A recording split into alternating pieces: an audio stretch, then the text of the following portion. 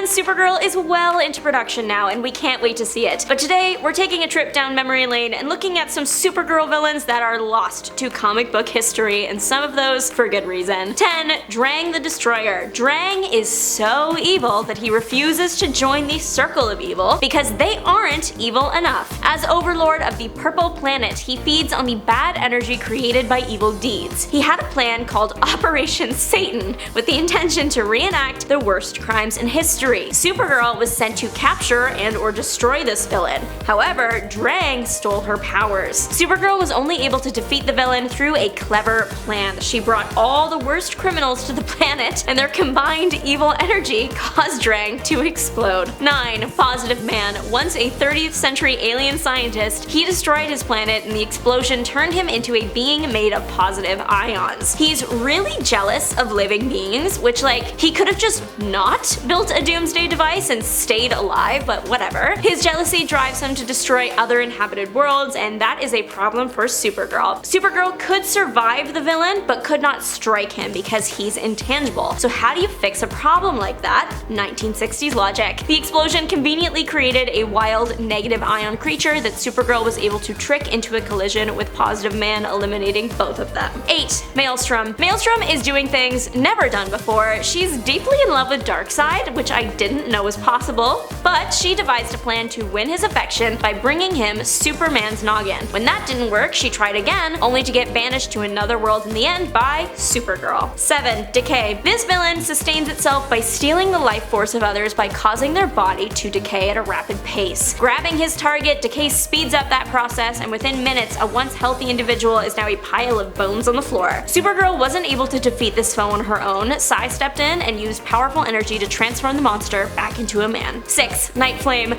The manifestation of Supergirl's dark side and subconscious desire to kick the bucket. She comes from a pocket dimension called the Innerverse and used magic to open a portal to the physical world. She ripped Supergirl's soul from her body, taking it back to the Innerverse with the intention of taking over Supergirl's body and powers. Supergirl used Nightflame's magic against her, and the villain was sucked out of existence. Therapy or whatever this was, you decide. 5. Annihilator. This villain tried to make Batgirl his wife. Kenneth Anderson discovered a rock with enough juice to power the entire US, but nobody cared. He crashed out about that, experimented on this rock, and it blasted him with energy that turned him into a mutant of some sort with a really big head and even bigger ego. He tried to eliminate everyone in Gotham City and replace the people with a mutant race sired by him. He intended to marry Batgirl because he figured his new power wouldn't work on Supergirl. However, it turns out that heat makes him more evil, so therefore cold makes him nicer. Using her freeze breath, Supergirl saved the day. 4. Super-Scavenger. Supergirl actually created this evil, and it's really insane.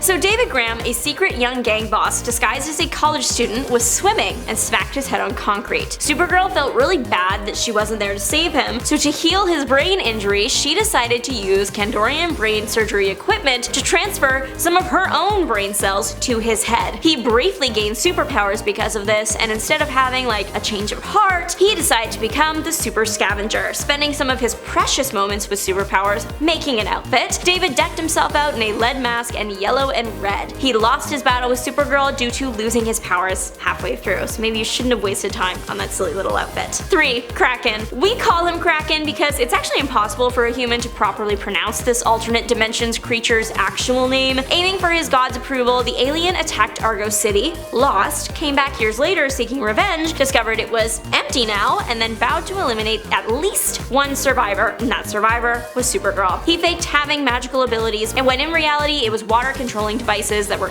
easily melted with heat vision. The powerless creature was once again defeated. 2. Hecate. Okay, so Hecate is the true villain, but she possessed Sheree Hatcher. Sheree, a victim of the beauty industry, tried everything to keep her young looks, plastic surgery, makeup, and even the supernatural. That is where Hecate comes in. She promised to bless Sheree with 100 years of beauty if she could steal Supergirl's soul. Supergirl's knowledge of Greek mythology and cleverness won her the battle in the end, and everything was fixed. 1. Graviton Man. This villain caused worldwide chaos on an unprecedented scale without even trying to. Rudolph was smart enough to build an invention that could control gravity, but apparently not smart enough to realize how no gravity would affect the Earth's balance. Pretty soon, natural gravity started to go haywire, and people, cars, lampposts, you name it, were flying around. He ends up fighting an anti-gravity war against Gravity Lord, forward, and it's only when both villains' weapons are completely destroyed that the Earth goes back to normal. But what do you think? Who is your favorite Supergirl villain? Let us know in the comments down below. Thanks so much for watching. Don't forget to like and subscribe. Bye, nerds!